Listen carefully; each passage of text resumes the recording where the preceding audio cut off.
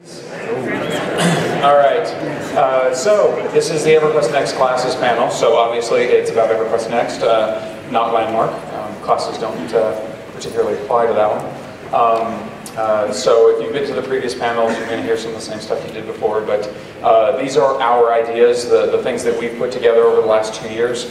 These aren't set in stone. We are absolutely committed to working with you guys and everybody else who's interested in the games in making the best possible games. So while we do have answers for your questions, don't take them as gospel at this point in time. Things are subject to change based on feedback and things like that, and we really want to do that. We're going to have a Q&A at the end of this, but I want to preempt a couple of them to make it real easy. If we're not talking about a class during this panel, don't ask if we're going to have it in the game. The answer is going to be we haven't announced it yet, and we'll announce those things in the future. So I can save you time from standing in line to come up to only get that answer. We're talking about the mechanics of how we as a team design and build a class, and how you as players will be able to interact with the class system in EverQuest Next. So that should frame the kind of things you can expect to hear from these guys up here. And going across, I'd like to introduce the people that are here. Welcome, Steve, by the way. Michael Mann on the end. He's our class and combat lead. Steve Klug, who you've met before, is our technical director. Aaron Carlson here on the end is our lead animator. Michelle Shade is our principal FX artist. And Darren McPherson, sitting in the middle, is our lead designer. So, ready? In the previous ones, we give away a free Nagy hat in all of our panels, so Darren's got the question for you this time. All right, so what was Fiona Vi's original character class? What did she start as? Gentleman right here. All right. Correct. You are correct, sir. What's the answer? Paladin. Paladin. Yes, the answer was Paladin. Weird, but yes, it's true. All right, so let's get into it. Let's start. Is everyone excited? Yeah! So we thought that what we could do, and I want to make sure I'm talking into this. Yeah, how's that? Good? We wanted to make sure, and we thought that the best way for us to explain the process was to walk you through our process. So first I'm going to give you an overview on Michael Mann's suggestion, and then I'm going to go into some details. So the very first thing that we do is we sit down as a group. There's a group of class designers and other designers, and we really try to involve everybody on the team. And we talk about what sort of feelings we want the class to evoke. Do we want you to feel very powerful? Do we want you to feel stealthy? Do we want you to feel brutish or strong? When you feel, when you think, and I say the word feeling a lot here, but that's really what we want. We want you to be emotional about your character class. And so that really guides a lot of the decisions that we've made. So the second thing that we do is we look at the iconic abilities that these types of classes, say the warrior, has had in the past. And then we integrate it into our new functionality. You know, we have been talking a lot about destructibility. Is anyone here excited about destructibility? Yeah! Okay. So does destructibility completely change the game, or what? Yeah. Yes. So when we sit down and we talk about these classes, we integrate them into all the new things that we're doing, and we come up with some really exciting things. And then we talk about iconic characters from media, from literature, things that people gravitate toward. These are iconic characters that people have loved for years, and they've loved them for very specific reasons because they do evoke these emotions. So let's walk through the process of what the warrior is. We decided that we wanted the warrior to be destructive and strong. And when you play a warrior, we want you to feel like a brute, like a bull in a china shop. You don't do things delicately as a warrior, okay? You don't hold fragile things. You don't serve at a dinner party, right? You are violent and you are destructive. So we give him some abilities: leap, whirlwind, shield bash. All of these abilities push him toward this goal. And the iconic characters among the iconic characters that we associate with him are the Juggernaut, right? This unstoppable force. and the Hulk, who is this raging beast, and the Hulk doesn't serve at dinner parties.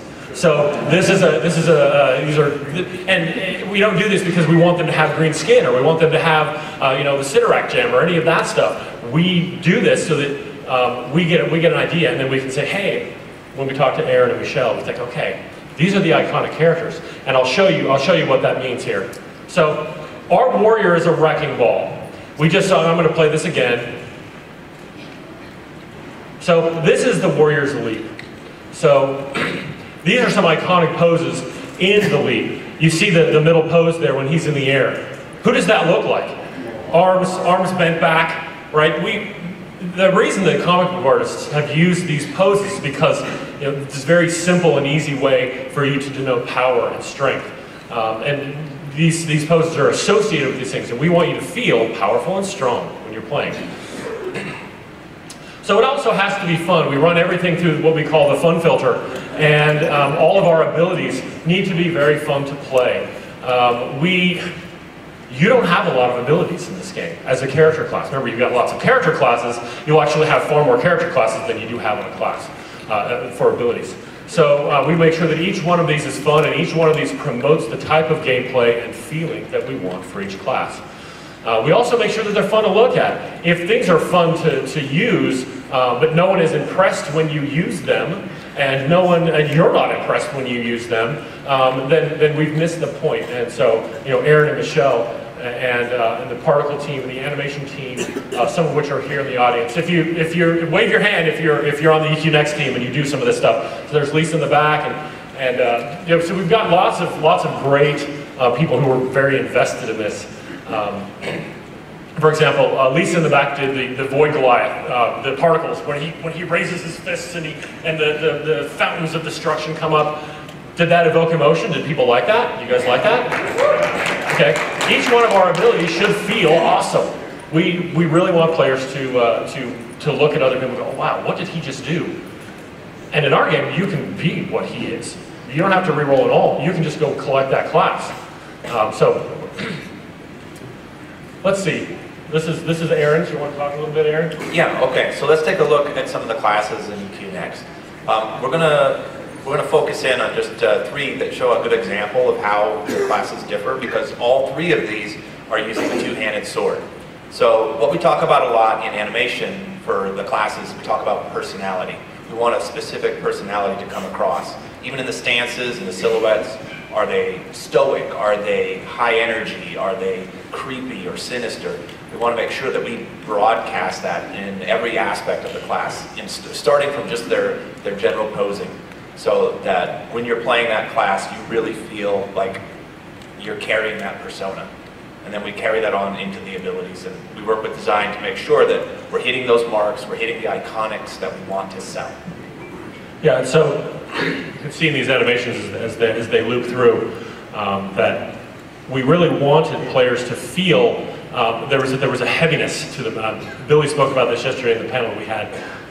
There's weight. When you land as a character class, as a warrior, there's weight, there's gravity. Sound adds to this, the particles add to this, and the roar of the cairn adds to this. It's very good. So let's get down to some brass tacks, some nuts and bolts here. So at this point, you know what the character class process is for us. We do this for every character class. We've got a lot of them, but we really are committed to making each one of them feel amazing. So your class, when you pick a class, it determines your armor, the types of armor you can wear. Each class has a single armor, a type, plate, or cloth, or leather. And the weapons that you can use. Each class comes with a pair of weapons that they can use. And weapon abilities are also determined, and the character abilities are also determined by your character class choice. The weapon abilities, weapons in our game are more than just models with statistics on them.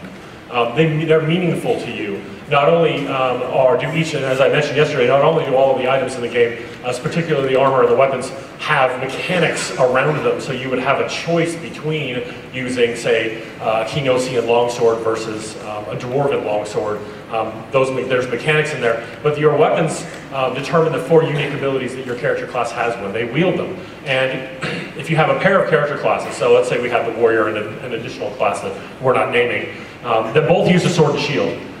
The warrior, he has a leap attack as part of this these weapon abilities. This other class might have a hammer throw. So not all of each individual class has unique abilities based on these weapons. So they're more than just stats and damage. And we really wanted these abilities to magnify and to further the goals, which are that you should feel something. Your feeling should be evoked when you play these individual classes. One thing that I'd like to add, thanks everyone, I decided I wanted to come up with Jeff Butler, hello. One thing that's also very important, which you might have seen if you were looking very closely at Aaron's visualizations of a two-handed sword wielding character. He had 3 different characters up there. Each one of them had the exact same two-handed sword in their hand. And they were 3 different character classes. But they weren't carrying the sword the same way. They weren't animating in the same way. So when we talk about the variety of weapons that player characters are going to wield, clearly two-handed swords are probably going to be carried by more than one class. And you might ask yourself, if one class is standing there in full heavy plate, carrying a two-handed sword, and so is another one, how do I tell the difference between them? If I, for instance, if I see an NPC, how do I know what abilities he's going to use on me if I can't tell what class he is? And the answer is, you will be able to tell what class he is, because he will be standing in a different way. He will be in a different pose. He will animate differently. And Aaron's videos actually showed that pretty clearly. One guy might carry his two-handed sword behind him all the time. That might be his starting pose. The other guy might carry it like up over his head, swing downward with most of his primary attacks. It's all about visual silhouette, and then that sense of recognition that you'll gain as a player from watching them move in the world you become familiar with. Yeah, so we talked about this visual language as our terminology, and that is not only in the animations, the character classes, so that you've got a lot of classes. How do you know who's who? Well, you can tell, and there's a lot of player knowledge here. So experienced players will be able to tell the NPCs from each other, will be able to tell the character classes from one another, so that's very important to us. So let's go over character abilities. Character abilities are well, they come in 4 different flavors, and these are non-weapon specific abilities. The very first one is movement. So a movement might be a teleport, or a leap, or a jump. Offense might be fireball. It might be magic missile.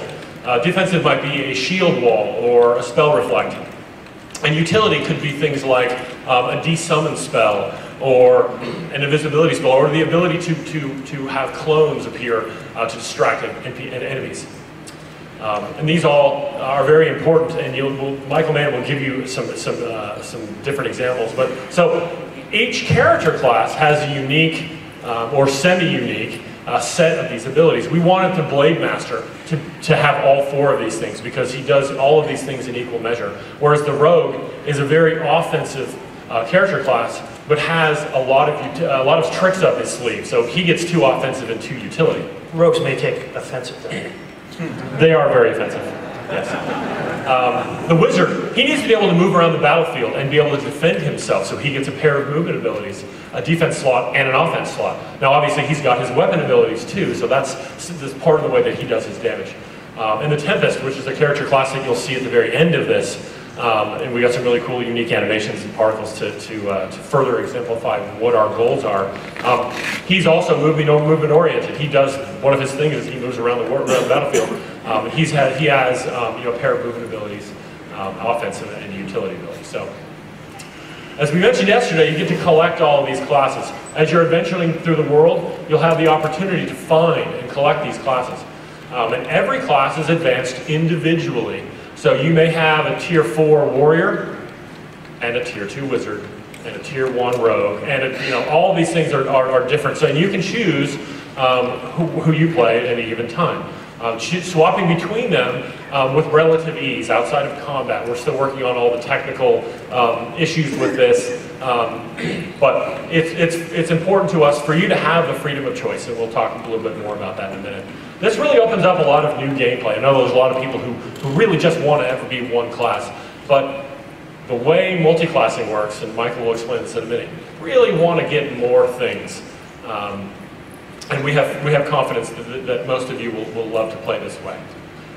Playing how you want, where you want, and when you want is a big goal for us. Any progression that you earn while playing, let's say, your warrior, can be applied to any of the character classes that you've progressed. So you don't just have to be your warrior to advance your warrior. This is a skill-based game. So we hope that that's something that's exciting to you. Does that sound like something that's cool? Opens up a lot of freedom.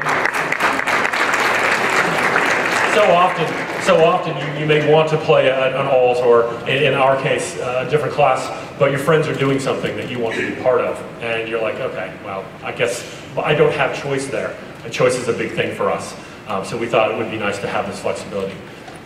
We also want you to feel free to play what you want, when you want, regardless of whether it's a raid or a group. EverQuest Next does not require the use of tanks and healers. Our combat mechanics and our AI do not support dedicated healers and dedicated healers and focused tanks. It doesn't work. We don't want a group of people, which has happened to everybody in this room, if you've ever done anything that involves a group, to be stuck, not being able to do the content that you want because your buddy didn't log in, who happens to be the one role that you need. And that was a big thing for us, to be able to play what you want, when you want. And our combat model, which we're not talking about in detail today, but we really wanted it to be a very visceral, active, movement-oriented gameplay style that really has everybody responsible for their own safety, and everybody is able to be part of the action. Before you pop off that slide, Darren, pop back. One thing that we've been asked fairly often related to the player characters that this slide exemplifies fairly well is the concept that characters would be able to choose the appearance of their individual avatar. She's a great example of a heavily armored, fully armored female warrior. People should understand that we're providing everyone the choice. It can't be overemphasized because people continue to ask us about the same issue. You will be able to choose how your character looks. You can have a sexy outfit. You can have a fully, heavily armored appearance, whatever suits your needs. And that's a great concept piece that kind of answers that question for people. Can you guys hear me? Yep. Super loud? Perfect. So in EverQuest Next, we want you to be able to build the character that you want. It's very important to us. It's something we talk about a lot, actually. As you play through the game, you are able to collect many classes, and you use those abilities in the character abilities to create different class builds that match your personality and your playstyle, right? So I'm just going to get into it. I think the best way to explain multi-classing is just to go through an example, right? So here's a warrior. You guys got to see the warrior during the debut, yes? Did you like how it looked like he played? Yeah. I was the warrior, by the way. I got to go through. Thank you. Sure. So I enjoyed playing the warrior. I thought he was actually a lot of fun. You know, he goes and he has a strong personality, right? He crashes down on the ground and he feels powerful when I play him. He's very destructive, and I thought that was very cool. Yeah. I think there were several examples where the warrior would have gone down if the wizard had not been there to DPS. Who was playing the wizard? Yeah. I think I was probably the wizard. Integral, yes. Whatever, dude.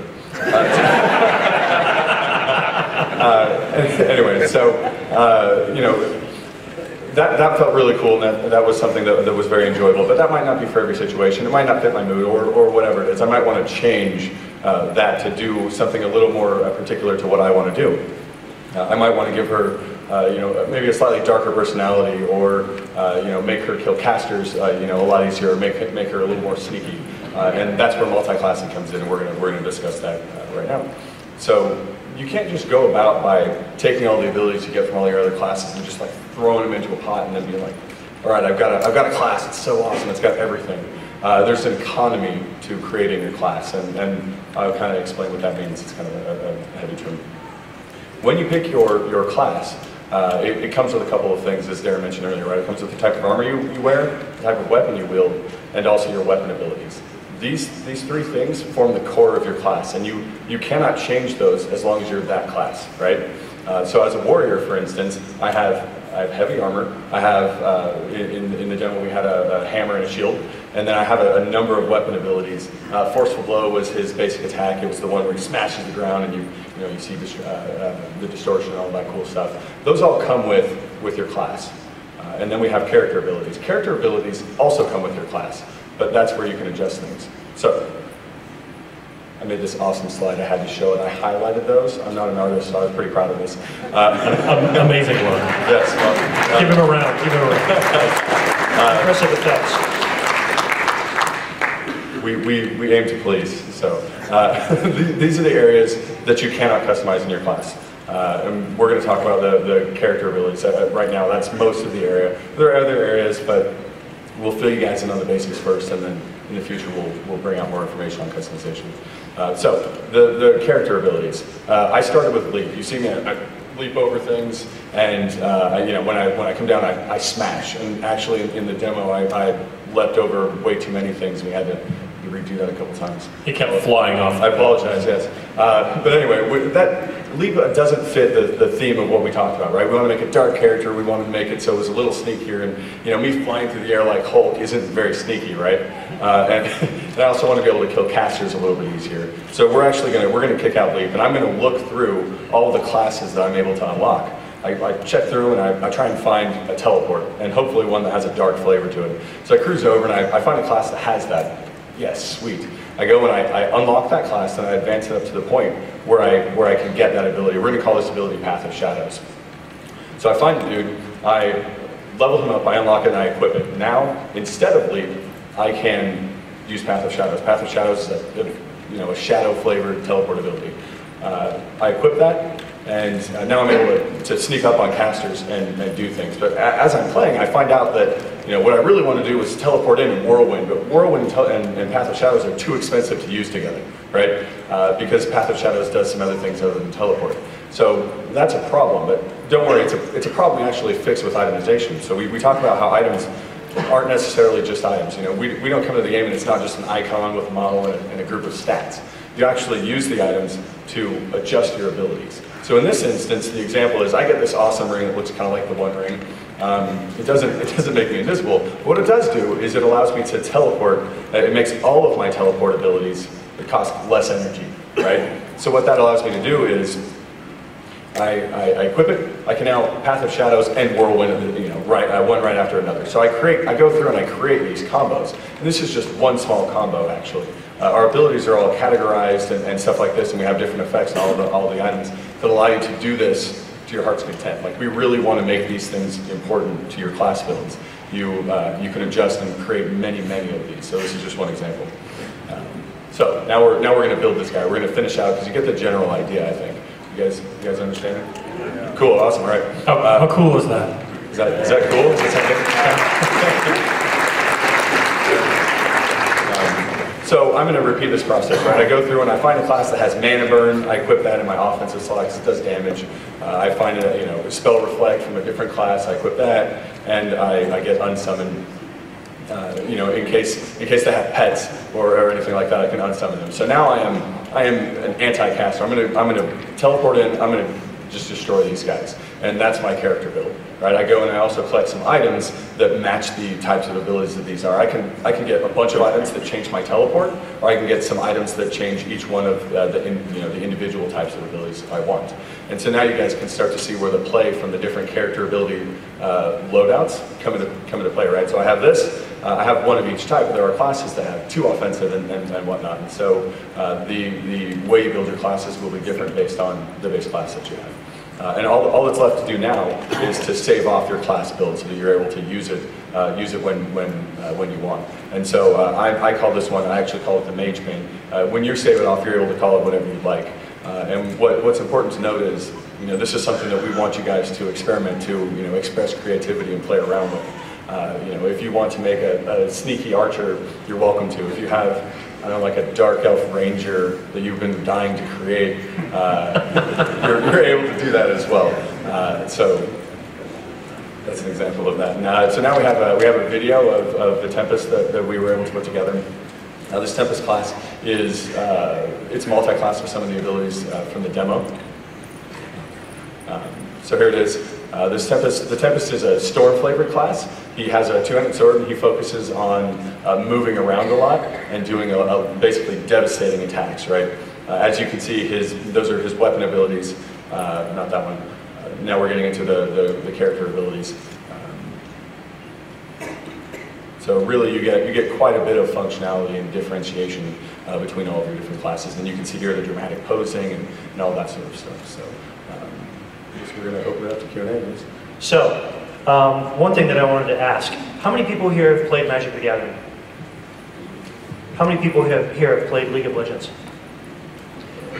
So, I think a lot of you will understand a key concept that we're trying to push here, and that is that every time a new expansion comes out in Magic the Gathering, every time they add a new character in League of Legends, it alters the strategic landscape of the game. So, every time we add new items to this game, every time we add a new character class to the game, the strategic landscape is altered. Keeps things fresh, keeps people who care about the minutiae of character building, playing the game, eternally interested and evergreen in terms of what's going on. What's the best set of items and what's the best set of abilities for me to execute exactly what I like to do every Saturday night when I go raiding with my buddies, so on and so forth. It's not the same static game from month to month.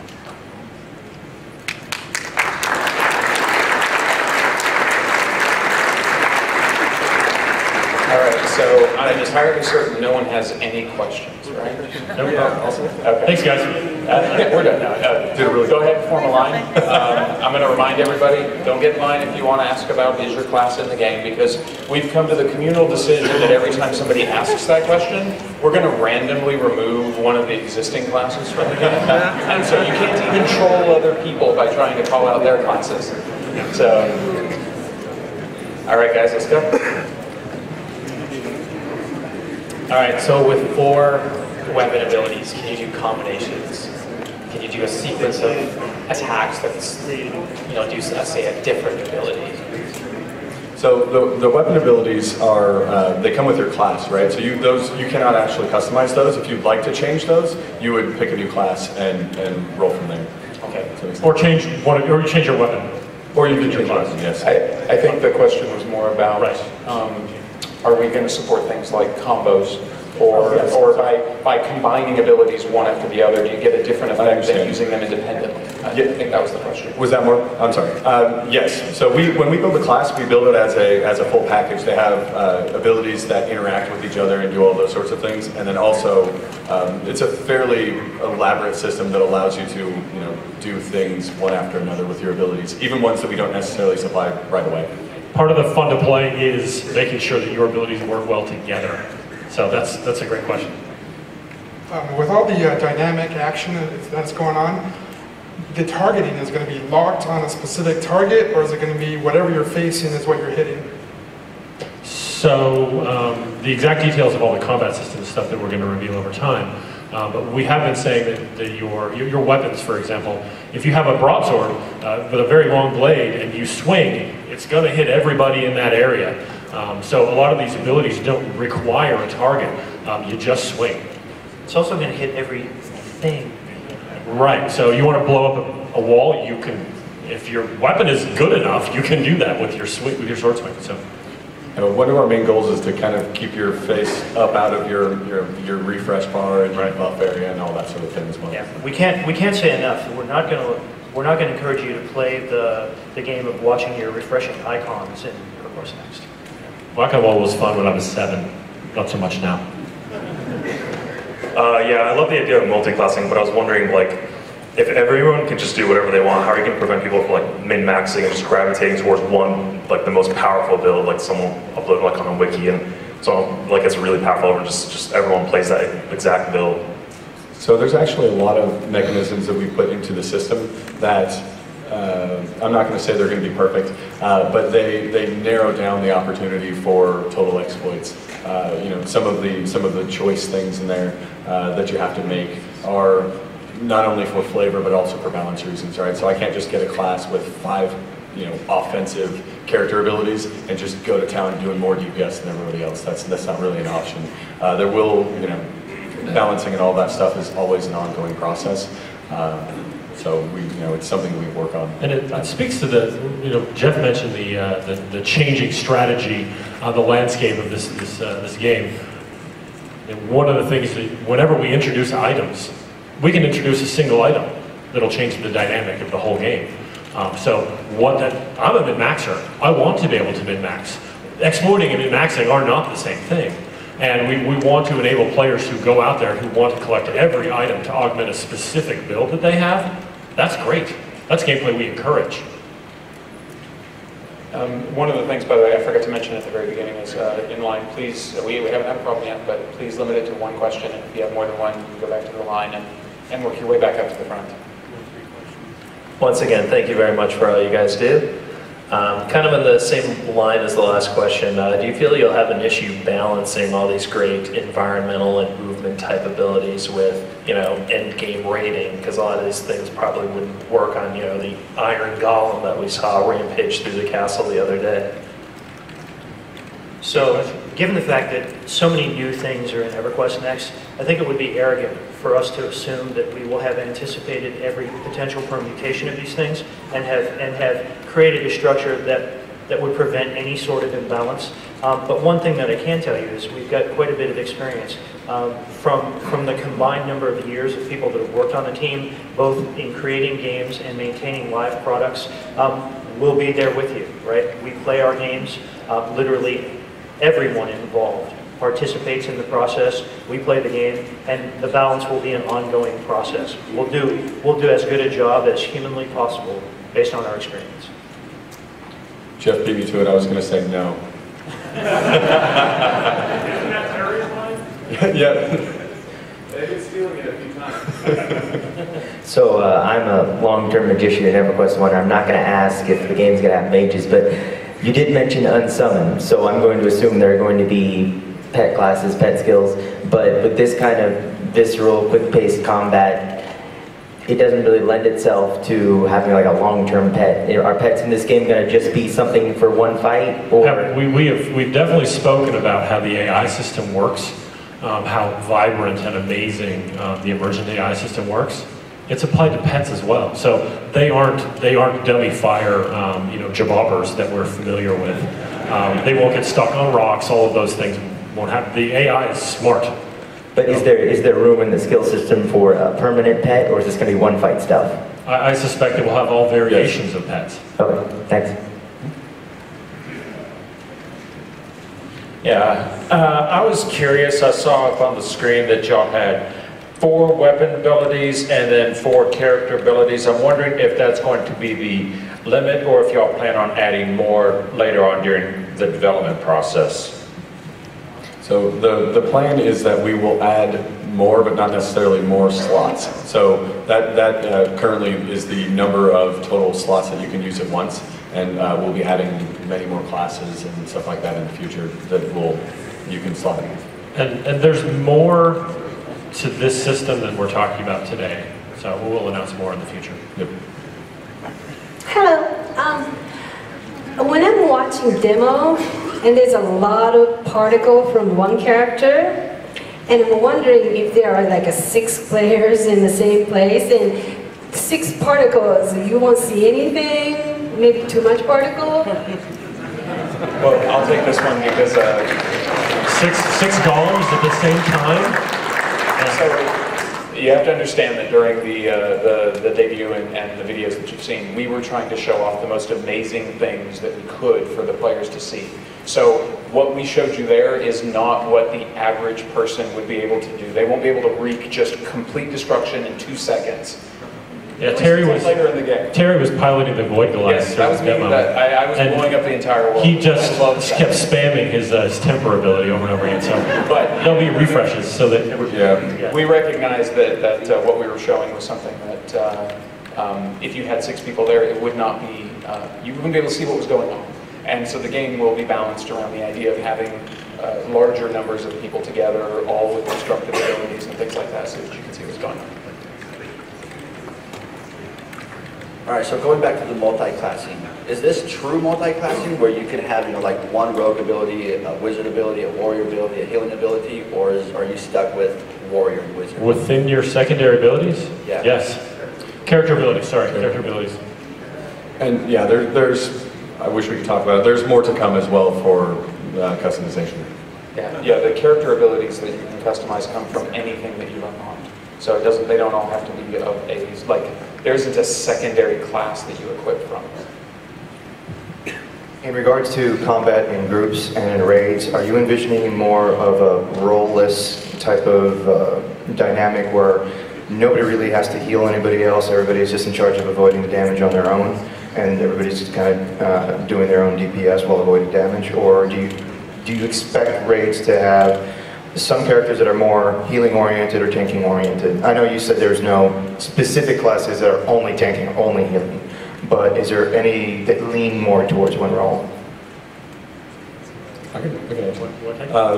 Yeah, we do have classes that I don't want to say lean towards a role, but certainly will have abilities that fit more in line with what you think of as a healer or a tank or something like that. It's important to us that if you enjoy playing defensively, say you're a warrior and you're used to being the front line, we still want you to be able to do that. We want you to be able to play the way that you want to play, basically. But what we mentioned when we mentioned it earlier is what we don't want is staring at a threat meter and insulting the the NPC's mom to get him to attack you like that. That's not the kind of gameplay we're looking for. So we'll allow defensive play, we'll allow stuff like that. To be very clear, Jeff, you want to? One point to make there is that our NPCs aren't stupid enough to attack the same person over and over and over again while the rest of the party is killing them. They will be able to figure out how you're hurting them, and they will stop you from doing it. That's what they do. So while we definitely don't have those mechanics in there, we want you to be able to play defensively and play a support role. But we're very careful to not have to require them so that your 10 buddies or your 6 buddies or whatever can do content without your 7th friend there who's the tank. We don't want that. He actually kind of had my same question. I'm assuming you guys are kind of going towards like a Herrick thing where you don't really need an actual healer. So my other question would be, is there a limit to the classes one particular character can obtain, or is it just one person can get all the abilities, all the classes? There isn't currently a limit. There's no limit. We're planning on. Yeah. We spoke about a few player-imposed limitations. Things like faction. If a faction wanted you to act a certain way before they would train you to, say, be an assassin or a Shadow Knight, or these are hypothetical classes. You may not be able to be that character class until you act accordingly, but there's no artificial limitation. We will be engaging the community about race class restrictions. If you play Dungeons & Dragons, for instance, you're familiar with like the Dwarven Defender. So in the roundtable, we'll probably be talking to the community, engaging their interest for that sort of thing, right? But in general, you won't have a ceiling on the number of character classes that you can personally collect on a single avatar. I mean, that would kind of kill the strategic landscape of the game as it rolled forward. We hope for a great longevity in this product. I don't know how many character classes we would ultimately end up with after 10 years, but it's going to be way more than we originally launched with. We wouldn't necessarily want to force you to create an alt for every 30 collected character classes. Bad news. In some other games that have gotten rid of like the tank healer kind of roles, I've seen a collapse of teamwork and group strategy. What kind of things are you guys doing to counteract that possibility? We touched on it earlier. The AI really does a lot for us in this area. You will have to form strategies. These NPCs don't just do things on a triggered time basis. They actually will figure out what you're doing and then counteract them. And so you need to come up with different strategies and different things like that. You will have to work together in order to get these things done. We like that sort of gameplay, and it helps to build a community and all sorts of things, right? I want to go in and I want to play with people that I play well with, or that that I think play well, and all that sort of thing. So we definitely are cognizant that has happened before, but we will require playing with people and forming strategies and stuff. I think one thing that you'll see from us, and we'll demonstrate this as we get deeper into combat, as we talk more about EverQuest Next in the upcoming months, we have a very detailed and intricate plan for the strategy and tactics of moving around and fighting. The NPCs are capable of executing strategy and tactics, and you'll require them to overcome them. We are saying that no one specific role or pair of roles is integral to unlocking the strategy of defeating each encounter. And that's one of the things, as game designers, it's kind of a broader answer.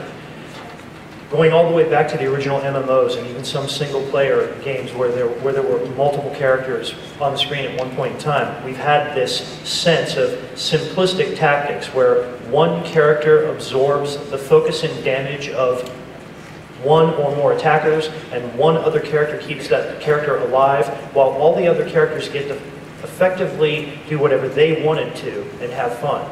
It's really that core thing that we are releasing. It's not to say that we are walking away from roles. It is certainly not to say that we are walking away from responsibility, both personal, strategic, and tactical responsibility. Effectively, we want every single person playing the game to have fun. I refuse to have my guild fall apart because Terry decides he does not want to play a particular massively multiplayer game anymore, and he was our primary healer. This is a responsibility that we created as game developers, and we are abandoning it. Right? We are not going to put our players through that. We've seen the damage that it's caused over the course of the last 15 years. We are moving beyond it with this design. Can I get an amen on that?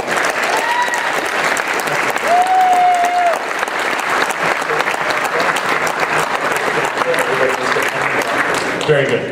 I like being the person that everybody was dependent on. I mean, why did you think I moved into the producer role? And you know, Terry, it's as if Terry just asked the question, right? He said he liked being the person that everyone depended upon. You know, I was the off tank in my guild for many years. I also played that role because I liked being the person that everyone depended on, because I knew I would be there for everybody. In all love to the healers and tanks who've sacrificed, in some cases, their own personal enjoyment. Why could you not play an alt on Monday night? Well, because people wanted you to come tank. So you dumped what you wanted to do, and you went and did what other people wanted you to do for them. Now, the cohesion that's created in our communities is significant to us, so we won't be abandoning roles. We won't be taking the care and the interest that you have shown in creating your characters and throwing it away. We are going to latch onto that and perpetuate it, just not in a way that creates the situation that we described before.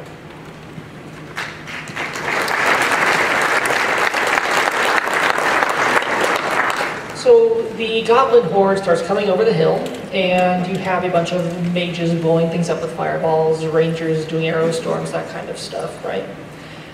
Games typically, when you remove again the tank healer DPS archetype, have a very difficult time recognizing the contribution of more support or defensive oriented characters. How do you see these support or defensive oriented characters working in situations like that?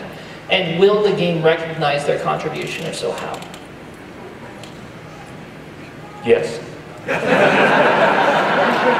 Thank you. It absolutely will. These guys have come up with great ideas on just how we can recognize and reward that sort of support and those roles in combat and non-combat situations.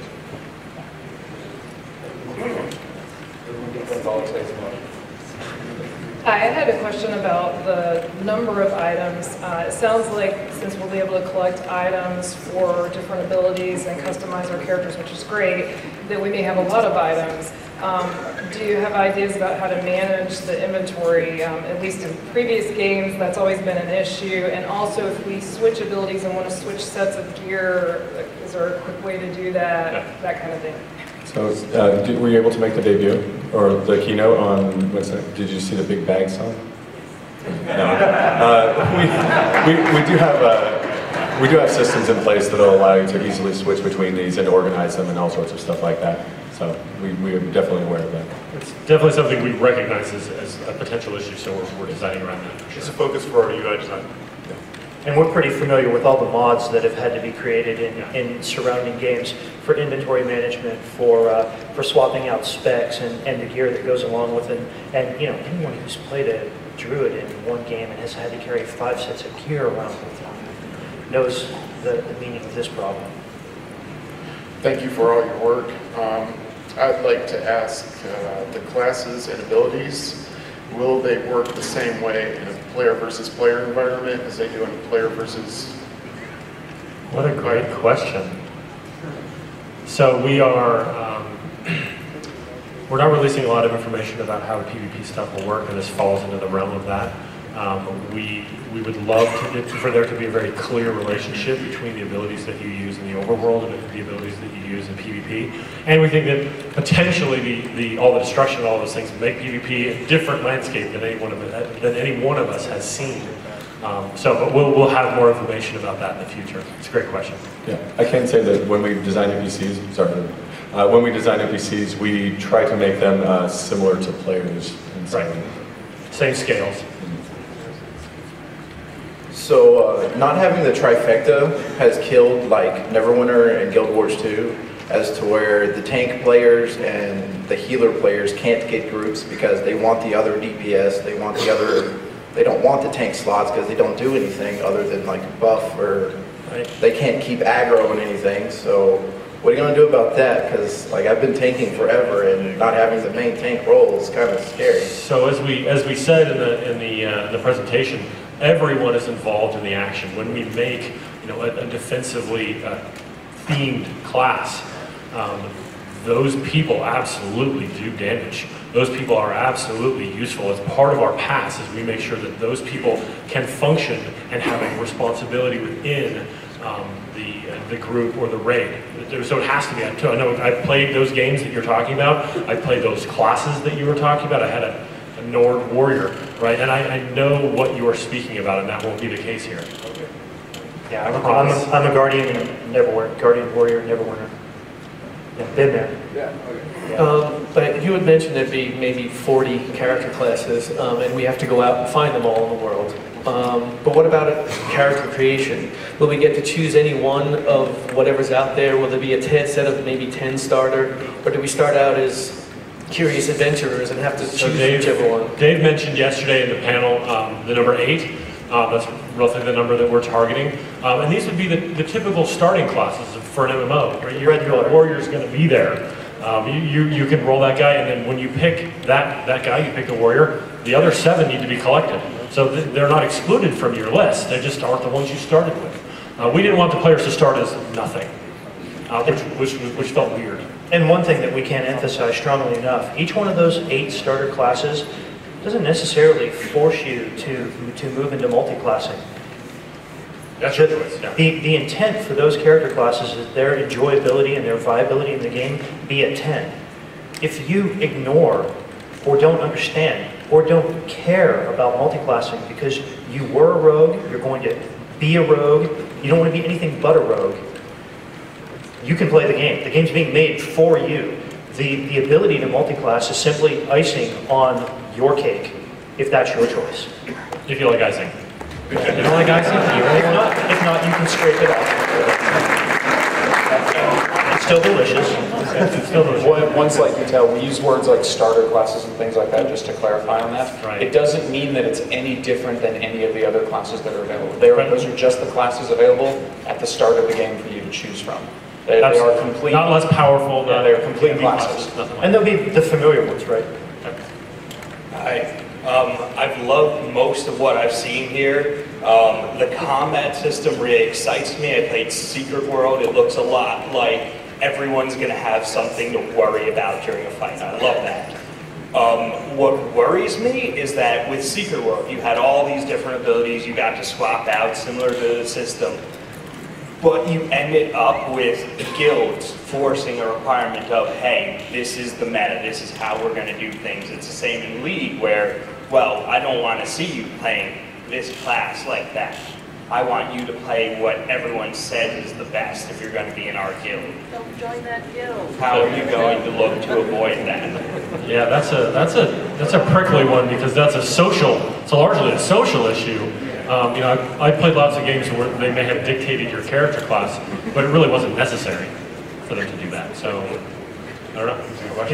I've played in guilds that required you to turn your money over to the guild, right? And everything that you harvested, because it wasn't about an individual achievement. It was about a guild achievement. obviously there are social structures with different strictures that are placed upon individual people. It would be somewhat arrogant of us to assume that a crew from elitist jerks is not going to come into Game X and impose whatever social restrictions they choose, whether it's role-playing in favor, whether it has to do with individual roles and power levels, or their understanding of the moment-to-moment ability to DPS in exactly the situation that they are going for at any one point in time. That said, it is an issue of game balance. If there's clearly a golden path, if there's clearly 1 out of 40 characters that can dominate every single situation in the world, if there isn't an even balance and a solid approach to that stuff, then we would have failed. Fortunately, we have some extremely experienced people on the team that will help us avoid falling into any sort of pitfall like that. We're already setting up balancing systems and stuff like that to make sure that those sorts of situations don't happen. At least not on our side. And truthfully, working with the community, as we have always worked with the community since EverQuest launched, that'll be a cornerstone of our ability to succeed in these areas. You know, it's about knowing from firsthand experience and the players who are out there communicating with you what's going on in your product. So it was kind of reassuring to hear that you have support classes in mind, because that's kind of a role that to me has disappeared from a lot of games. And like you said, you're trying to break down the archetypes, no more, you know, sword, shield, and healing sign. My question would be, are you, with the choice that you're giving players, is it possible for someone to advance without doing any damage, just completely support, or with your action kind of focus combat, is damage going to be kind of be a necessity? I mean, for adventuring, you know, not talking about craft progression or any of those things. You'll need to be involved, otherwise your party members wonder what you're doing. And part of that involvement is doing damage for sure, because we don't want you, as we talked about it, we don't want you staring at the life bars and clicking them and healing them. That's not the gameplay that we're going for. I knew lots of clerics who never swung their weapons at all at EQ because there was no need to, and we don't really have, we're not really supporting that form of gameplay. So we want you to be involved. Just so we're clear, we got about 3 minutes left. We need 5 minutes to set up the next panel, so we probably have time for 3 to 4 questions, I'm guessing, at this point in time. Okay, you already answered about the inventory and all the class changing, but I'm curious, you can switch between what you want. Are there going to be a couple, 5 slots or something? Or are you going to be able to save many different configurations that you want to play with? So we're working on the details of that. Michael, you want to? Go for it. Okay, so we're working on the details of that. You'll have some number that you can swap between, but we really don't want to limit your creativity, so I suspect ultimately there'll be a large list. Mine kind of hits on that also when you talk about the skills or abilities. Are you going to end up with rows and rows of action bars like you see in No. Or are you going to have those available and only so many slots? You're going to fill those slots. You can go, I want this and this and this today when I go out to do that. That is exactly the way you have a about it. That's what I've been wondering. Yes. That's it. You're going to have a pool of it, then you take whatever one you need that day. Your- to do the job. Yes. Between the weapon skills and the four customized. Your class build is what you've determined that you're using at the moment. Hi guys, you mentioned that you have 4 weapon slots and 4 character slots. My question is about dual wielding, and say you have 2 different weapons that you're using, and they have different weapon abilities. Easy question. Yeah. Totally, it's a great question. When you wield a weapon, I wield a hammer and shield. That's a weapon. I wield 2 swords. That's a weapon. You can. You certainly can. You can collect the different weapons, but you'll have. Right, it's effectively a weapon set. Yeah. We call them weapon sets, and so, you know, if I'm the warrior, I have a hammer and a shield, and that's what I have, and then I have another weapon set that might... But you can you can take your shield out and put it with another one. But if you have, like, say, a long sword and a rapier or something, like... Sure, if provided that works. Pick one of them, they have different weapons. So there are many of us that don't really care to use weapons, say like monks, or wear any armor. Is there going to be any bonus for those that just don't wear like a weapon? So the classes are designed with a very specific flavor in mind, and so if we were to do a class, let's say didn't have any armor, or didn't have any weapons. That's possible. We can actually do quite a few things with the system that we have. So like if you were to take off your weapon as a warrior, would you then be unarmed? Is there a bonus for that? As a warrior, you must wear your things. Okay. All right, this is going to be the last question. Sorry, guys. Please know that we have a Q&A today from 4 to 5. That's an entire hour of questions. So please come back then, and we'll answer whatever questions we can. Okay, so you said you can collect the classes. How are you going to use the class? How are you going to have us collect the classes? Are you going to use it like how you earn languages, like Goblin and stuff like that? That's a good question.